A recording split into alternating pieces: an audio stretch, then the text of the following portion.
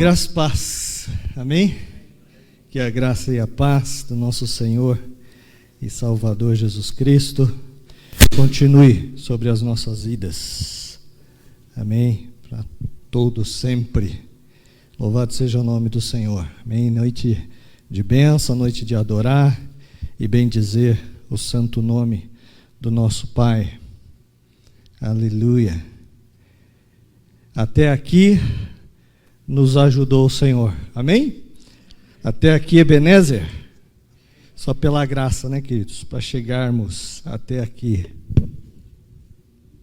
apesar de nós, Deus tem, com a sua graça, com a sua misericórdia, nos guardado. Queria agradecer aí os irmãos que, ao longo dos, obrigado, Deus abençoe, ao longo dos últimos 2 meses, tem tido a paciência aí, toda terça-feira, de nos acompanhar no curso, né, nos estudos online, onde nós estamos falando sobre os dons do Espírito. E, como o pastor Aguiar anunciou aqui, nessa terça-feira nós estaremos encerrando esse tema, né? A gente sabe que é um tema que não dá para encerrar, né? Não dá para esgotar, mas eu tenho certeza que Deus tem nos feito crescer e amadurecer em alguns pontos, em algumas visões. E nessa última terça-feira agora nós estaremos trazendo o fechamento sobre o que de fato nos traz a maturidade no Espírito, né? E quais são as evidências, né? Porque nós falamos que os dons do Espírito não são necessariamente evidência de que nós somos maduros espirituais. E aí nessa terça-feira nós vamos descobrir o que de fato, né, pode nos dar evidência do nosso crescimento e da nossa maturidade espiritual. Amém? Então que os irmãos que nos aguentou até aqui tenham um pouquinho de paciência, porque essa será a última terça-feira. A gente já vai encerrar nesse tema. Então que os irmãos estejam conosco lá. Amém? A segunda-feira nós temos também encontro com os nossos músicos, né? Nosso grupo de louvor, e os irmãos também estão convidados, amém? Aqueles que queiram participar. Louvado seja o Senhor. Vamos continuar nesse mesmo espírito de adoração, de louvor a esse Deus. Abra a sua Bíblia no livro de Gênesis. Nós já iremos iniciar nossa reflexão. Na verdade, hoje será, uma leitura, né? Podemos assim dizer, da palavra de Deus. Então, abre em Gênesis no capítulo 49. E eu gostaria de fazer algo, vou tentar fazer algo um pouco diferente hoje, né? Eu sempre, desde criança, sempre tive vontade de fazer teatro, mas eu nunca fui muito bom de teatro, falar a verdade. Eu nunca representei muito bem, sempre tive dificuldade. Na verdade, a única vez que eu acho que eu fiquei frustrado, porque a única vez que eu tentei fazer teatro, o meu papel era ser uma árvore.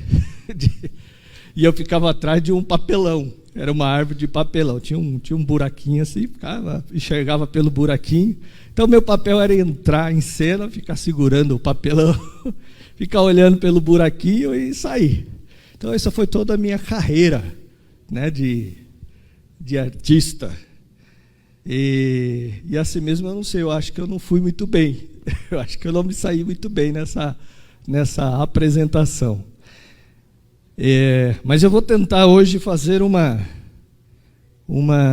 parafrasear algo que eu vi o pastor Hernandes Lopes. Achei muito interessante a forma que ele abordou.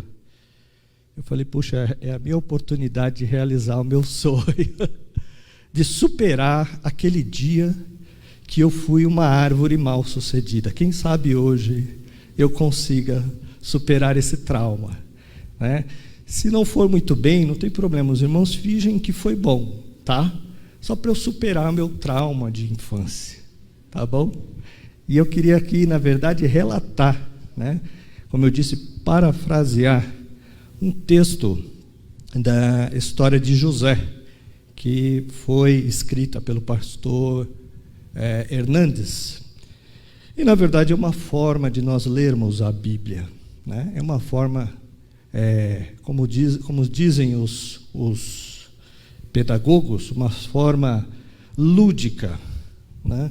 Uma forma inovadora, didática, de nós meditarmos na Bíblia, nas histórias, né? E no conhecimento da palavra de Deus. Amém?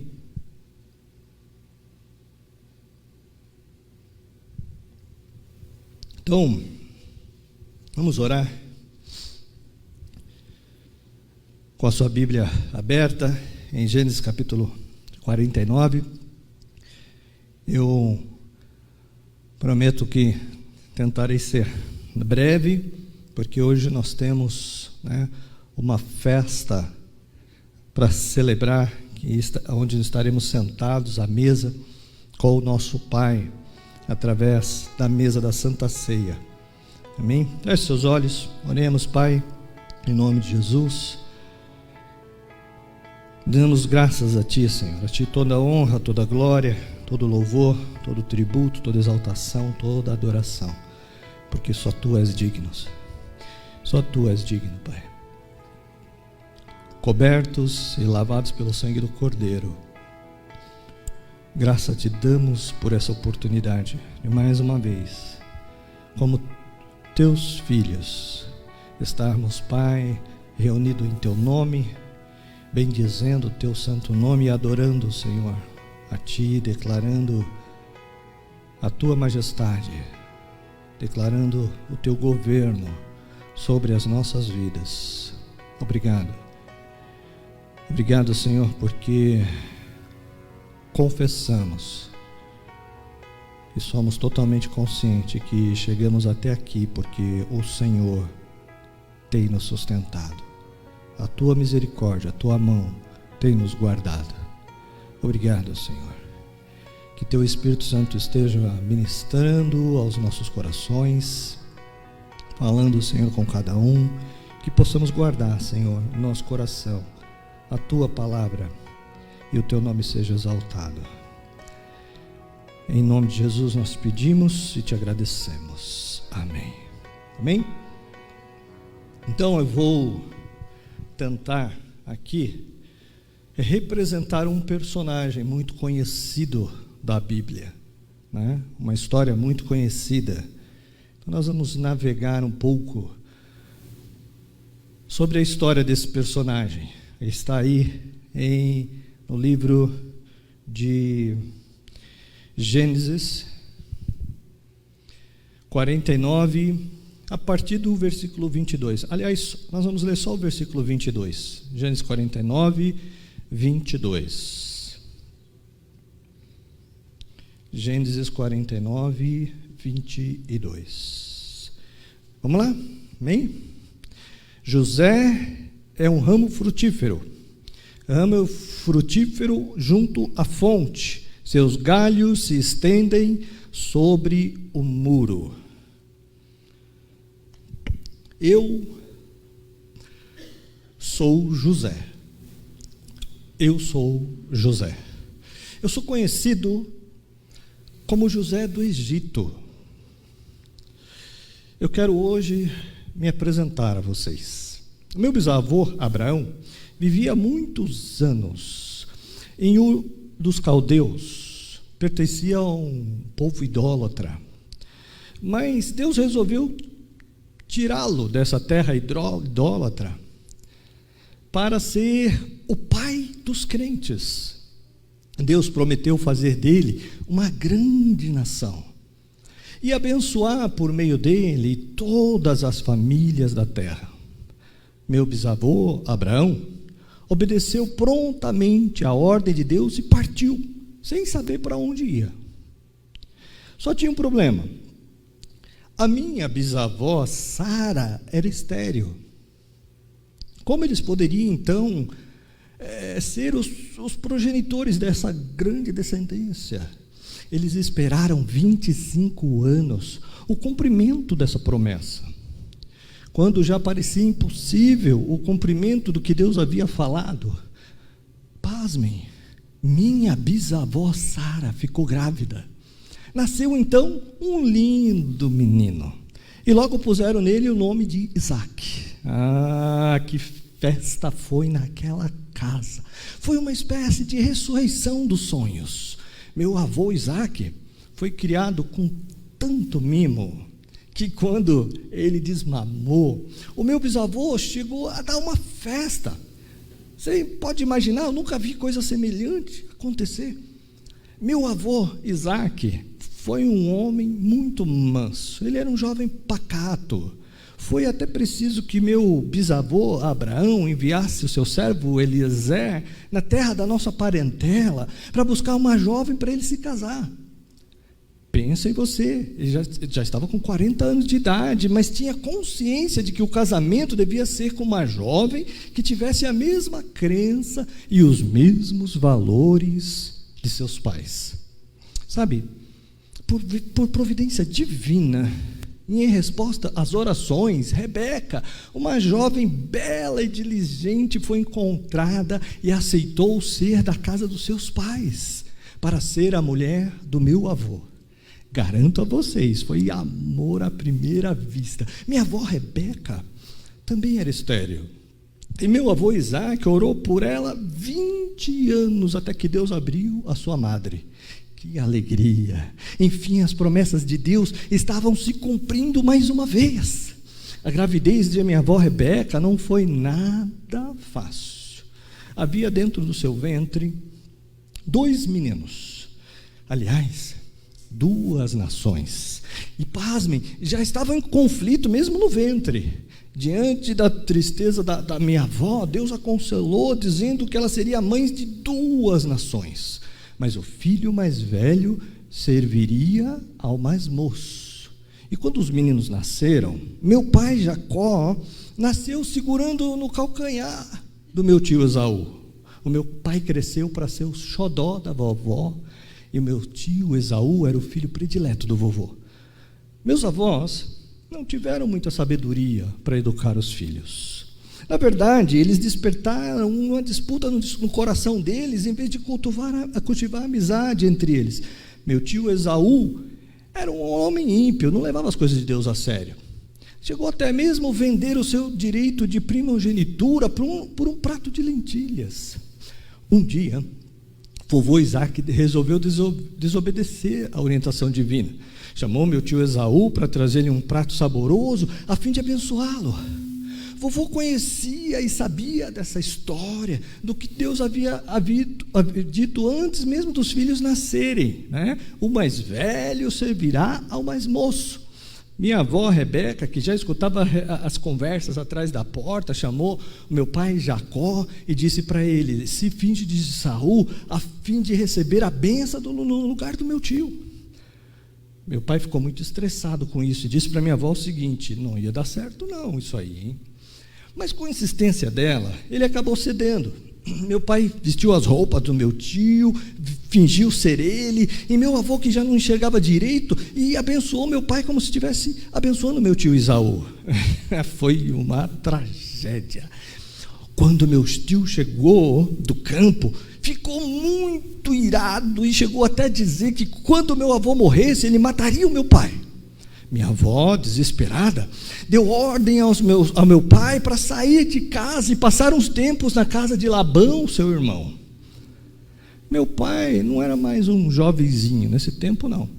Pasmem vocês, ele tinha 71 anos. Vivia na barra da saia da mãe. E com essa idade, ainda era solteiro. Com essa idade, ele teve que sair de casa depois de enganar a vovô e trair meu tio. Uma tempestade desabou sobre a sua alma. Na mesma noite que saiu de casa, Deus apareceu para ele em sonhos. revelou-se a ele como Deus de meu bisavô Abraão e como Deus de Isaque, meu avô. Meu pai ouviu promessas de Deus e fez também, sabe, algumas promessas para Deus. Foi uma experiência linda naquela noite. Quando ele acordou, ele chamou aquele lugar de Betel, casa de Deus. Ali meu pai conheceu a casa de Deus. Mas eu posso garantir a vocês, meu pai ainda não era um homem convertido. Deus foi tão bom com meu pai que ele encontrou a casa de Labão e ali ele constituiu família. Labão, sogro de meu pai, o meu avô materno, era um homem muito sagaz e se aproveitou do meu pai. Enganou meu pai, explorou meu pai. Meu pai teve que trabalhar 7 anos para se casar com Raquel, a minha mãe. E no dia das núpcias, pensa em vocês, meu pai, que tinha enganado o meu avô e o meu tio, foi enganado, pois astuciosamente introduziram na núpcias a minha tia Lia, coitada da tia Lia. Ela não era fisicamente tão bonita como a minha mãe Raquel. Todo o amor de Jacó, do meu pai, era dedicado a Raquel, minha mãe. Por isso, quando o meu pai acordou no dia seguinte e viu Lia do seu lado e não Raquel, ele ficou muito bravo. Precisou trabalhar mais 7 anos para obter a permissão de se casar com a minha mãe Raquel. Na verdade, papai acabou com isso tendo 4 mulheres, Lia, mamãe Raquel, e de quebra mais 2 concubinas, Ila e Zilpa. Passaram-se 20 anos, papai ficou muito rico, nasceram-lhe muitos filhos. Meu avô materno já não falava direito com ele, meus tios maternos não gostavam nem de olhar para ele mais. Então meu pai entendeu que era hora de voltar para a terra dos seus pais. Minha mãe e as outras mulheres do meu pai concordaram com isso. Então fugiram escondido do meu avô materno, ajuntaram a filharada e os rebanhos e partiram. Não deu outra. Quando Labão, meu avô, ficou sabendo, ficou irado e partiu para cima do meu pai para levá-lo de volta. Se não fosse o anjo do Senhor barrá-lo no meio do caminho, teria tido um conflito sério entre eles. Mas depois de algumas farpas no caminho, enfim, eles se reconciliaram, fizeram as pazes. Comeram juntos, né? Acreditam? Né? Vovô até deu alguns conselhos para o meu pai. Eu estava me esquecendo. Meu pai voltou para sua terra quando eu nasci. A minha mãe, amada do meu pai, era estéril. Ela custou, mas custou muito para se engravidar. Nas horas de angústia de mamãe, ela chegou a dizer para o meu pai: dá-me filho, senão eu morrerei. Mas o meu avô ficou tão angustiado, porque isso não era a competência dele. Então, Deus fez um milagre na vida da minha mãe, sabe? E eu nasci. Pasmem, quando eu nasci, meu pai tinha 91 anos. Nem é preciso dizer que eu me tornei o seu filho predileto. E isso me custou um preço muito alto. Sabe por quê? Porque meus irmãos não gostaram dessa predileção. Meu pai até me deu uma túnica de mangas compridas. Aquela túnica deu o que falar. Meus irmãos não me suportavam me ver com aquelas roupas especial com mangas compridas. A minha mãe estava explodindo de alegria de novo. Estava grávida outra vez. Meu irmãozinho estava para nascer. A expectativa era enorme. Era o caçula da família. Mas a tragédia aconteceu. Que coisa triste. Quando nasceu Benjamim, o caçula do meu pai, a mamãe morreu no parto. Foi muito choro, foi muita dor, sobretudo para o papai e para mim. Mas meu pai conseguiu com o tempo se recompor, transferindo o seu afeto da minha mãe para mim, para Benjamim, meu irmão. É claro que meus outros irmãos não gostaram nada disso. Eu já estava com 17 anos. Na minha família, todos éramos pastores. Meus pais tinham muitos rebanhos e todos nós trabalhávamos juntos cuidando das ovelhas. Por ser ainda muito jovem, com 17 anos, meu pai me enviava na companhia dos meus irmãos, né? Mas eu posso garantir uma coisa para você: aqueles moços não era flor que se cheira, não. Fazia muita coisa errada longe dos olhos do meu pai, e eu me sentia na obrigação de contar tudo para o meu pai. Comportamento errado que eles tinham. E no meio de tudo isso, gente, eu comecei a ter alguns sonhos estranhos para mim, sabe? Nesse sonho, a minha família se curvava diante de mim. Eu achei que não tinha problema de contar isso para os meus irmãos e para o meu pai. Foi complicado para mim, viu? Se as coisas estavam ruins por causa da minha roupa bonita, piorou muito mais depois que eu contei meus sonhos para eles. Meus irmãos, com ciúmes de mim, passaram a me odiar. Meu pai, porém, guardava essas coisas no coração. Um dia, a minha vida deu uma virada de 180 graus. Meu pai mandou ao encontro dos meus irmãos em Siquém para saber notícia deles e dos rebanhos. Meu pai sabia que meus irmãos não gostavam muito de mim, mas jamais imaginava que eles pudessem fazer mal para mim. E eu, sem qualquer maldade no coração, fui procurar meus irmãos. Nessa caminhada, eu cheguei até me perder no deserto. Aí um homem me disse: olha, seus irmãos não estão mais em Siquém, não, eles foram para Dotã. E eu não tive dúvida, parti para Dotã, uma outra região. Eu fui procurar meus irmãos. Eu estava muito alegre ao vê-los. Tinha muitos dias que eles estavam fora de casa.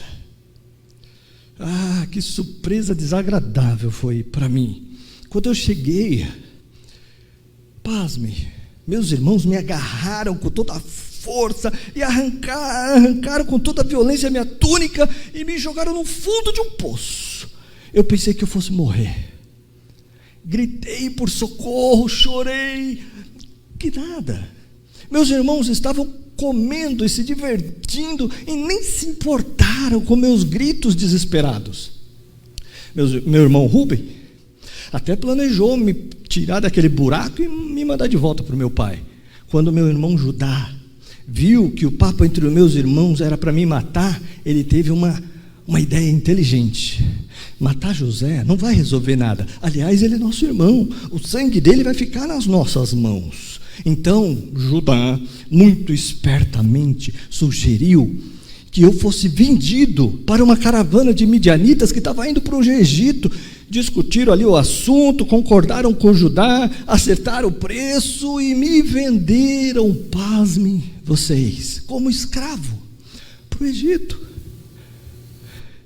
Eu tenho que confessar uma coisa: eu me senti tão mal, eu me senti um objeto descartável. Meus irmãos não tiveram piedade de mim, e eu fui arrastado por um lugar muito distante que eu nunca tinha ido. Fiquei pensando enquanto caminhava: o que será de mim? E o meu pai, como ele vai se sentir quando eu não voltar para casa? Será que meus irmãos vão contar para ele o que aconteceu? Será que o meu pai vai me procurar? Na verdade, eu vivi muitos anos perturbado com essas perguntas sem qualquer resposta. Fiz uma longa viagem pelo deserto. Quando eu cheguei no Egito, fui revendido. Um homem chamado Potifar me comprou. Ele era oficial da guarda pessoal de Faraó. Pelo menos fui morar numa casa boa, sabe? Tinha comida boa, tinha conforto. Na verdade, Deus não me desamparou. Esteve do meu lado as noites mais escuras da minha alma. Mas apesar de tudo isso, que saudade eu sentia do meu pai. Que saudade eu sentia do meu irmão Benjamim. Papai já estava com 108 anos nessa época. Certamente eu já devia estar chorando, sofrendo muito. Tudo isso me atormentava. Não tardou para que o meu patrão e dono visse em mim um jovem muito especial. Deus abençoava tudo que eu botava minhas mãos. Então Potifar me confiou todos os seus negócios das suas casas e do seu campo. Eu me tornei o mordomo daquela casa. E eu vi a bênção de Deus fluindo das minhas mãos. Os bens do meu Senhor começaram a se multiplicar e a crescer. Seus negócios iam de vento em popa. Quanto mais Deus abençoava, mais a casa do meu Senhor, por amor de mim, mais confiança ele tinha no meu trabalho. Eu deixei de ser um escravo para ser o administrador da casa do meu Senhor. Mas os meus dias de calma estavam contados. A minha senhora começou a me olhar de maneira estranha, né? Ela me cercava com os olhos. Eu preciso confessar, eu era um rapaz bonito, mas eu percebi que alguma coisa estava errada, até o dia que eu fiquei muito, mas muito assustado. Ela, sem qualquer rodeio, me chamou no canto e disse: José, deita comigo. Parece que o mundo desabou sobre a minha cabeça. Embora eu fosse jovem, eu sabia que eu estava diante de um grande perigo. Eu fui firme com ela, dizendo que ir para a cama com ela seria trair a confiança do meu Senhor. Seria, na verdade, uma grande maldade com ele, e mais, seria um grave pecado contra Deus. Mas a mulher não desistiu, não. Todo dia ela falava a mesma coisa comigo: José, deita comigo. Eu até evitava ficar naquela casa para não sofrer esse tipo de assédio. Teve um dia, porém, que eu precisei ir lá para atender as demandas do negócio. Ela estava me esperando. Ela estava me espreitando para dar um bote fatal. Ela então, sedutoramente, agarrou-me pelas vestes e disse diretamente, olhou nos meus olhos: José, deita comigo. Eu não vi outra saída senão deixar minhas roupas na mão dela e sair correndo para fora. Eu não tive vergonha de fugir, não. Eu sabia que nessa área não se pode brincar. Ser forte é fugir. E foi o que eu fiz. Eu não me arrependo. Ela furiosamente me acusou para os homens daquela casa e mais tarde para o seu marido. Ela inverteu os fatos. Disse para todo mundo que eu havia abusado dela, pagando o bem com o mal. Foi uma tragédia, preciso confessar. Ela tinha as minhas vestes, as minhas roupas nas suas mãos. As circunstâncias eram muito desfavoráveis a mim. Ela tinha um álibi muito forte. Mas sabe, a minha consciência estava em paz. A minha inocência me fortaleceu para suportar todas aquelas acusações injustas que eu sofria. Potifar ficou muito irado comigo e me mandou para o cárcere, um lugar sujo, imundo. Que dor foi para o meu coração ser odiado pelos meus irmãos, ser vendido por eles, e agora acusado injustamente, jogado em uma prisão imunda. Eu não entendia nada. Meu Deus, e os meus sonhos? Meu Deus, e os meus sonhos? Pensei, estão virando pesadelo. Acostumado com conforto, a casa do meu pai, a casa do meu Senhor, agora eu estava no cárcere. Eu tenho que confessar para vocês que os melhores anos da minha juventude eu passei dentro daquela prisão imunda.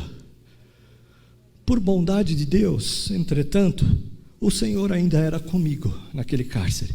Logo o carcereiro começou a perceber que tudo que eu colocava as mãos, Deus abençoava. Então sabe o que aconteceu? Ele me confiou todos os presos daquele cárcere. Foi lindo, sabe? Ver até naquelas circunstâncias o cuidado e a providência de Deus comigo.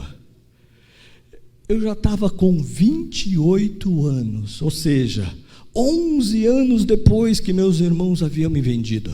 Nesse tempo, 2 prisioneiros de Faraó tiveram sonhos na prisão e ninguém foi capaz de interpretá-lo. Deus me deu um entendimento e eu interpretei os sonhos e eles se cumpriram literalmente.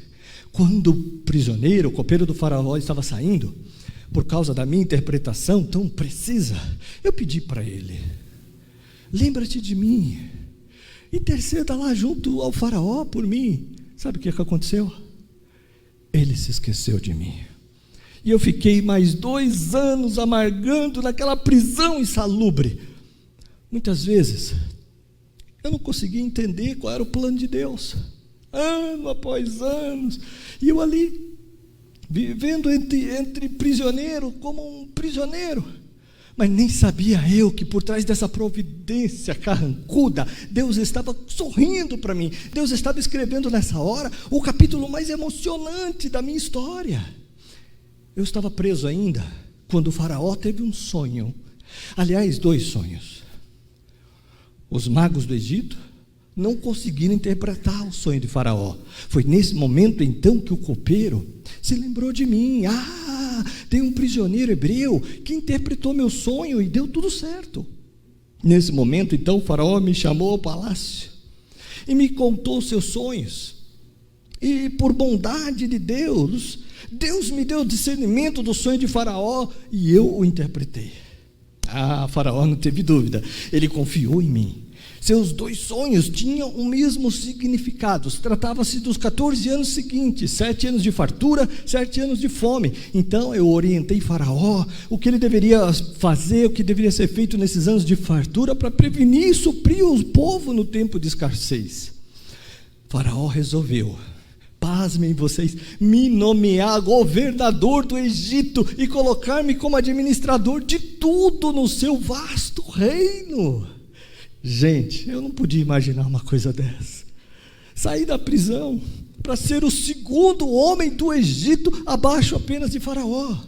O rei me fez andar de carruagem real no cortejo por todo o Egito e ordenou que todos prestassem reverência.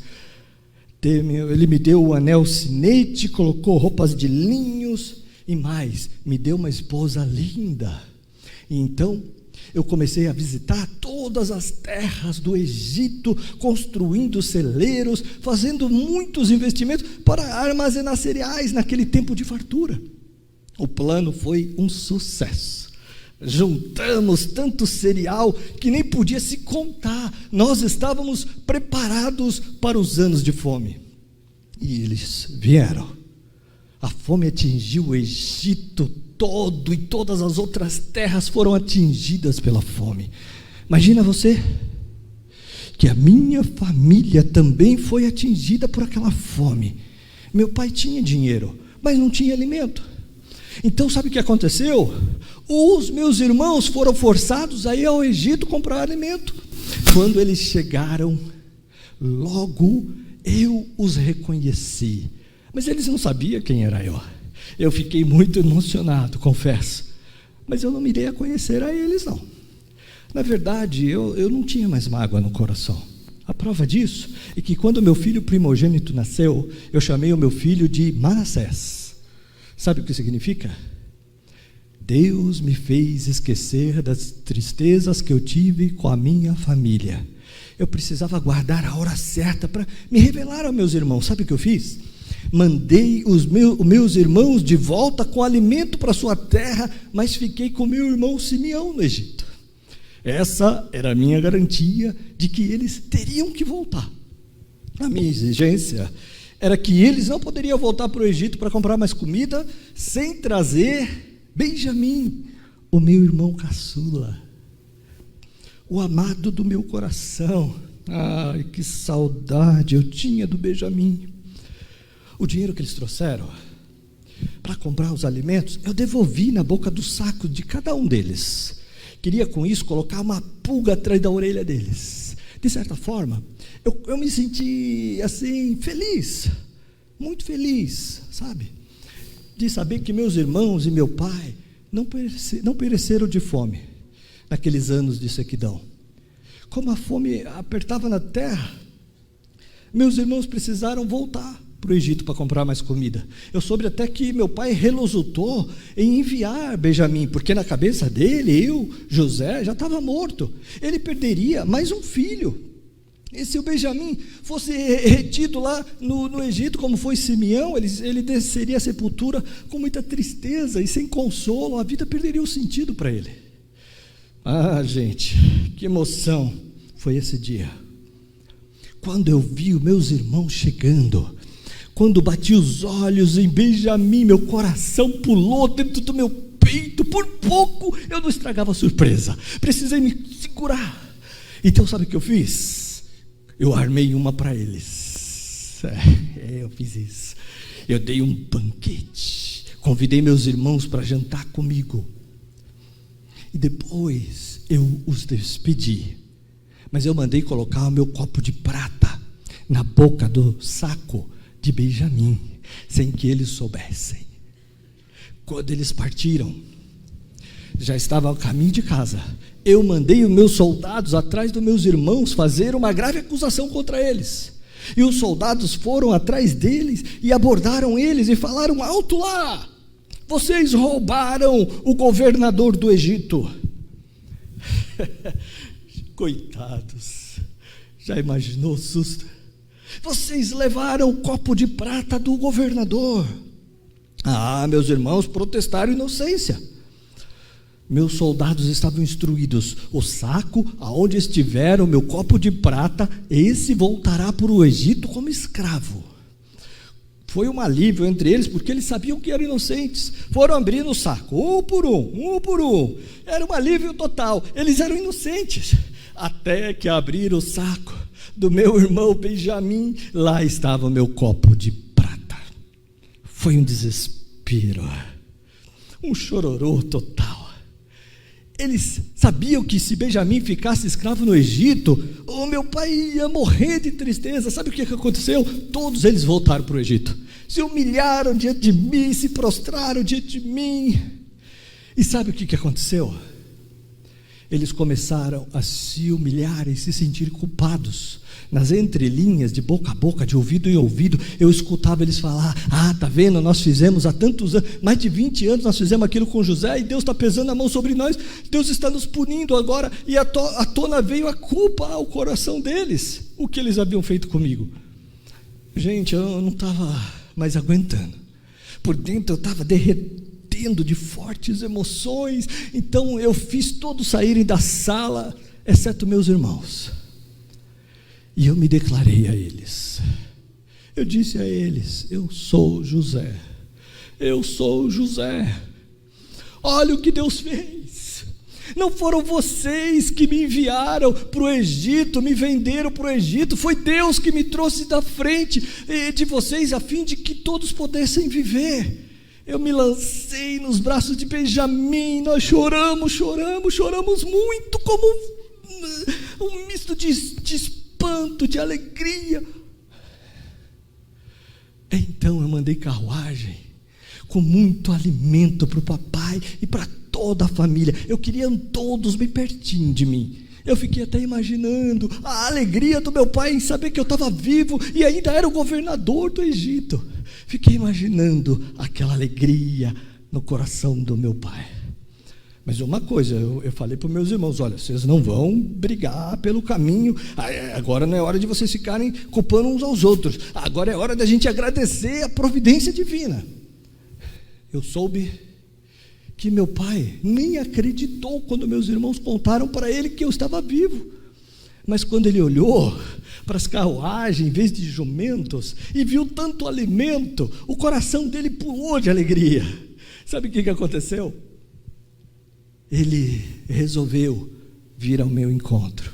Gente, eu contei cada segundo, hora por hora, dia por dia, por aquele encontro. Quando o pai chegou, eu nem podia acreditar. Eu estava tão feliz. Eu corri para encontrar o meu pai. Eu grudei no pescoço do meu pai. Nós choramos muito, mas muito. Que emoção foi aquele dia. Disse para o meu pai que eu cuidaria dele, que eu cuidaria dos meus irmãos, dando-lhe pão e o melhor da terra do Egito. Meu pai disse para mim: meu filho, agora eu posso morrer. Que nada, o velho viveu mais 17 anos. Apresentei papai, o faraó abençoou meu pai, deu a melhor terra do Egito para minha família e até constituiu meus irmãos como os cuidadores dos seus rebanhos. Meu pai, antes de morrer, aos 147 anos, chamou seus filhos, meus irmãos, e abençoou um por um. Quando ele chegou diante de mim, ele me disse assim: José, você é um ramo frutífero. Você, José, é um ramo junto à fonte, que estende os galhos sobre os muros. Fiquei muito feliz com essa profecia do meu pai. Até reconheço mesmo que por onde eu passei, Deus me abençoou, Deus foi comigo. A presença de Deus era muito marcante na minha vida. uma bênção na minha casa, eu pude ser uma bênção fora dela, mas depois que meu pai morreu, meus irmãos ficaram preocupados que eu fosse se vingar dele. Que bobagem, eu disse para os meus irmãos que eu não estava no lugar de Deus. Muito embora eles tivessem tentado mal contra mim, Deus o transformou o mal em bênção para a preservação da vida de muita gente. Eu tinha clara compreensão, entendimento disso. Por isso, quando meu segundo filho nasceu, eu coloquei o nome dele de Efraim, que significa Deus me fez prosperar na terra da minha aflição. Pude ver, na verdade, todas as coisas, a mão de Deus em todas as coisas me guiando. Na verdade, a minha vida era apenas um tipo daquele que viria mais tarde, 2000 anos depois de mim. O Salvador do mundo, aquele que abriu os celeiros da graça para alimentar os famintos com o pão da vida, com a vida eterna. Ah, que plano glorioso! Vivi 110 anos, fui fiel ao meu Deus, à casa do meu pai, à casa do meu Senhor, na prisão e no palácio de Faraó. Em todos os lugares que eu passei, fui fiel ao meu Deus. Eu paguei o mal com o bem, e Deus me conduziu ao triunfo.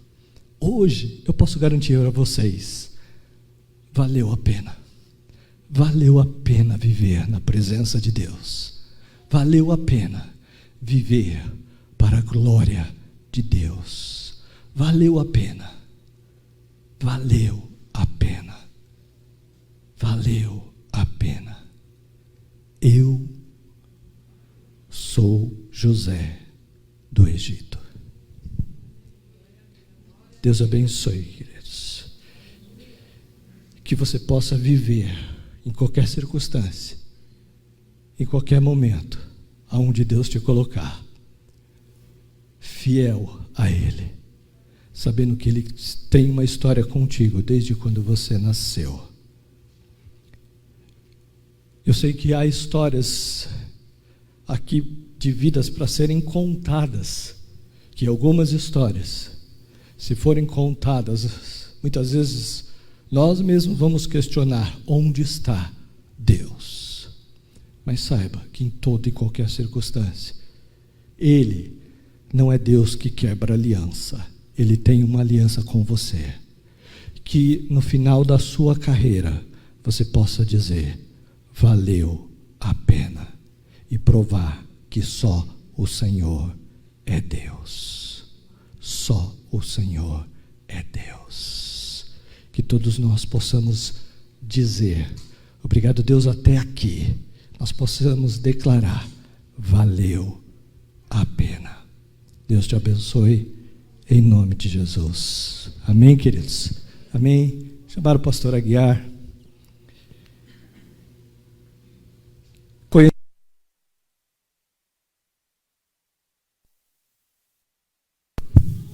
Conhecemos essa história, já lemos várias vezes, mas que o Espírito Santo de Deus possa te fazer lembrar que Ele é um Deus que tem aliança com seus filhos, que Ele é fiel em todas as coisas. Amém. Deus abençoe.